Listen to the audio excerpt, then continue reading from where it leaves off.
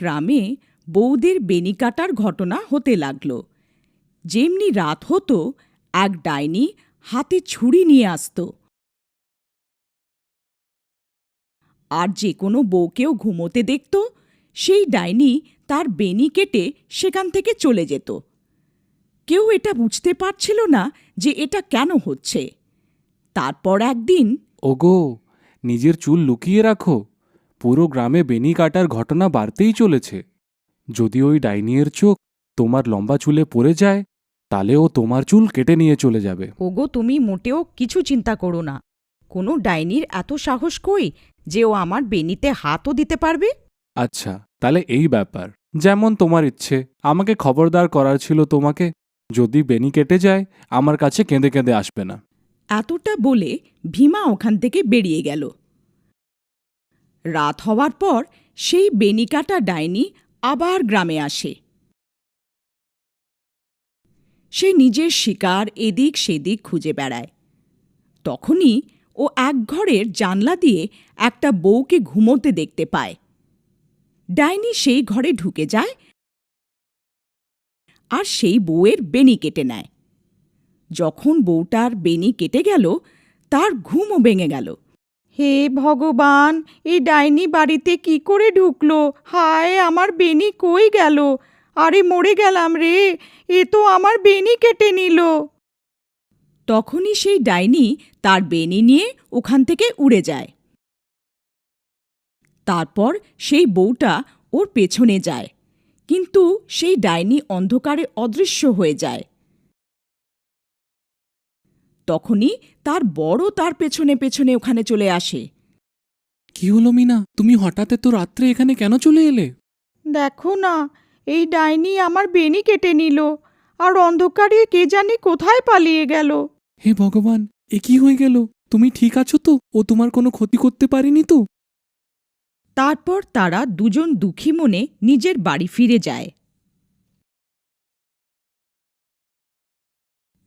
পরের দিন সকালে মিনা বেনি কাটার কথা পুরো গ্রামে ছড়িয়ে যায়। সবাই সেই ডাইনির বিষয়ে কথা বলছিল। তারপর ভীমাকে নিজের বউয়ের চিন্তা হলো, তাই সে নিজের বাড়ির দিকে ফিরে গেল। বাড়ি পৌঁছে সে নিজের বউয়ের ঘরে যায় আর দেখে যে তার বউ নিজের চুল চিরুনি করছিল। আরে সুমন, তুমি শুনতে পেলে? কাল রাত আমার বন্ধু মোহনের বউয়ের বেনি সেই ডাইনি কেটে নিল। আমাকে তোমার জন্য খুব চিন্তা হচ্ছে। যদি ওই ডাইনি এখানে চলে আসে? আরে, আমাদের ভয় পাওয়ার কোনো দরকার নেই। তুমি ভয় পেও না, আমার কিছু হবে না। সুমন, তোমার চুল তো দিন পর দিন লম্বা হতে চলেছে। আগে তো এগুলো এত তাড়াতাড়ি বাড়ত না। হঠাৎ এগুলোকে এরকম কি হলো? ওগো, আমি এখন নিজের চুলের একটু বেশি যত্ন নিচ্ছি, তাই। ঠিক আছে, ঠিক আছে, তুমি নিজের খেয়াল রাখো। আমি মোহনের সঙ্গে দেখা করে আসি।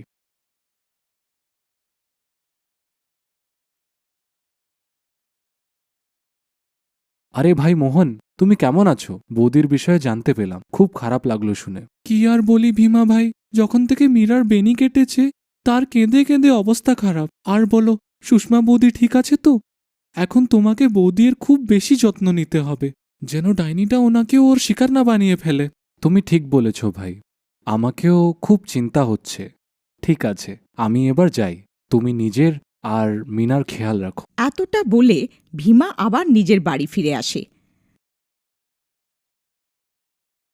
রাত হয়েছিল, ভীমা ঘুমোচ্ছিল। হঠাৎ ও একটা চিৎকার শুনতে পারে। তার ঘুম ভেঙে যায়। সে এদিক সেদিক দেখতে লাগে। সুমন ঘরে ছিল না। ও খুব ভয় পেয়ে যায়। সুমন, কোথায় তুমি? সুমন, কোথায় তুমি? হায়, আমি তো মরে গেলাম, বরবাদ হয়ে গেলাম।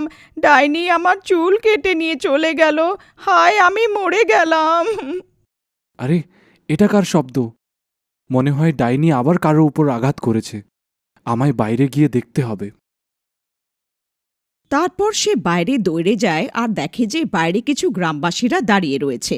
ও ওদের কাছে যায়। কি হলো ভাই? এই চিৎকার কিসের ছিল? কি হলো? সব ঠিক আছে তো? না ভাই, এক্ষুনি সেই ডাইনি বেচারির বেনি কেটে অন্ধকারে অদৃশ্য হয়ে গেল। হে ভগবান, সুমন তুমি কোথায়? আমায় বাড়ি ফেরা উচিত। তারপর সে বাড়ির দিকে দৌড়ে যায়। যখন সে বাড়ি পৌঁছায় দেখে যে সুমন নিজের চুল চিরুনি করছিল। ও তাকে দেখে আশ্চর্য হয়ে যায়। সুমন, তুমি কোথায় চলে গেছিলে? তুমি জানো এখনই ডাইনিটা আবার কারো বেনি কেটেছে। কি তোমাকে একটুও ভয় লাগে না? সুমন ওর কথাগুলোকে কানে নিল না আর খুশি খুশি নিজের চুল চিরুনি করতে লাগল। সুমনের চুল এখন আরও লম্বা হয়ে গেছিল। এ কি সুমন, তোমার চুল তো একদিনেই এত লম্বা হয়ে গেছে। এ কি করে হতে পারে? ভীমা সুমনের চুল দেখে ভয় খেয়ে গেল। সে বুঝতে পারল না যে এগুলো হচ্ছেটা কি। তারপর দিন সুমনের চুলের লম্বা হওয়ার চর্চা পুরো গ্রামে ছড়িয়ে যায়। সবাই তার চুলের বিষয়ে কথা বলছিল। আরে ভাই, যখনও ডাইনি কারো চুল কেটে নেয় তখনই ভীমায়ের বউয়ের চুল আরো লম্বা হয়ে যায়। আমাকে তো লাগে ভীমায়ের বউই বেনি কাটা ডাইনি হচ্ছে। ভীমা সব গ্রামবাসীদের কথা শুনছিল। সে কিছু বুঝতে পারছিল না যে ও কী করবে। তারপর ও নিজের বন্ধু মোহনের কাছে সাহায্য চাইতে যায়। মোহন ভাই, আমাকে লাগছে সুমনই সেই ডাইনি যে গ্রামে সবার চুল কেটে নিচ্ছে। তুমি এমন কেন বলছো ভাই?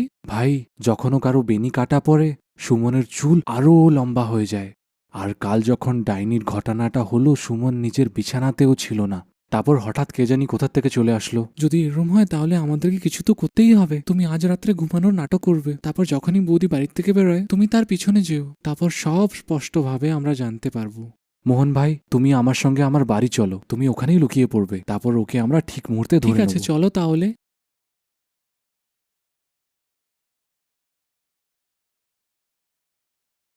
তারপর তারা দুজন ভীমার বাড়ি আসলো আর মোহন আলমারির পেছনে লুকিয়ে পড়ল। রাত হওয়ার পর ভীমা ঘুমোনোর নাটক করল। তখনই সুমন উঠল আর বাইরে বেরিয়ে গেল। ভীমা ভাই, উঠো, দেখো বৌদি ঘরের থেকে বেরিয়ে গেছে।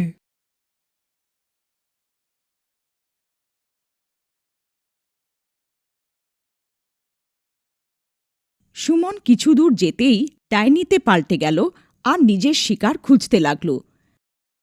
ভীমা আর মোহনের চোখ বড় বড় হয়ে গেল। ভীমা ভাই, তোমার সন্দেহ ঠিক সাব্যস্ত হলো। তোমার বউ তো ডাইনি বেরোলো। মোহন ভাই, এবার কি করি? এই নিশ্চয়ই নিজের শিকারের খোঁজে বেরিয়েছে। যদি আমরা ওকে না আটকাই তাহলে আজ সে আবার কারো চুল কেটে নেবে। কিন্তু ভীমা ভাই, বৌদি সবার চুল কেন কাটছে? আমি কি জানি ভাই, বৌদির সঙ্গে দেখা হলে জিজ্ঞেস করে নিও। চলো ওর পিছনে যাই। একটু দূর ওর পেছন যাওয়ার পর ডাইনি একটা জায়গায় থেমে যায়। তারপর সে এদিক ওদিক নিজের শিকারের খোঁজ করতে লাগল। তখনই ডাইনি তার চোখ একটা বাড়ির ওপর পড়ল আর সে সেই বাড়িতে ঢুকে পড়ে। ওখানে ও একটা বউকে ঘুমাতে দেখতে পায়। ভীমা ভাই, বৌদি তো এই ঘরে ঢুকে গেল, এবার কি করি? আরে বোকা, এই বৌদি বৌদি কি লাগিয়ে রেখেছিস? এই মুহূর্তে ও তোর বৌদি না, একটা ডাইনি হচ্ছে। চলো আমরাও ওর পিছনে যাই। আরে বাহ, এর চুল তো অনেক লম্বা। আজ একেই আমার শিকার বানাবো। তখনই ভীমা আর মোহন সেখানে পৌঁছে যায়। থেমে যাও বৌদি, আমি তোমাকে এরম করতে দেবো না। এ ডাইনি, ওখানেই থেমে যা, নাহলে তোকে প্রাণে মেরে ফেলবো। দেখো সুমন, তুমি এটা ঠিক করছো না। তোমাকে এক্ষুনি এইসব বন্ধ করতে হবে। এ মূর্খ মনুষ্য, আমি কোনো তোর সুমান না, আমি একটা ডাইনি। ব্যাস, আমাকে আর একটু চুলের দরকার আছে, তারপর আমি মহা শক্তিশালী হয়ে যাব। তারপর চারিদিকে আমারই রাজত্ব হবে। ভীমা ভাই, তুমি একে কথায় ভুলিয়ে রাখো। আমি পেছন থেকে গিয়ে ওর বেনিটা কেটে নেব। তারপর ভীমা ডাইনিকে নিজের কথায় ভুলিয়ে রাখে। তখনই মোহন চুপ করে ডাইনির পেছনে পৌঁছে যায় আর তার বেনি কেটে নেয়। আরে মরে গেলাম রে, এটা তুই কি করলি? আমার সব কাজে জল ঢেলে দিলি।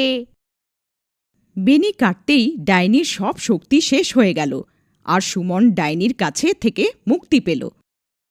আরে বৌদি, তুমি ফিরে আসলে? মোহনদা, তোমার অনেক অনেক ধন্যবাদ। তোমার জন্যে আমি এই ডাইনি থেকে মুক্তি পেলাম। ভীমা ও নিজের বউকে ফিরে পেয়ে খুশি হয়ে গেল আর ওরা দুজন আবার একসাথে থাকতে লাগল। এরমভাবে গ্রামের লোকেরা বেনি কাটা ডাইনির থেকে মুক্তি পেয়ে গেল আর সব গ্রামবাসী হাসি খুশি থাকতে লাগল।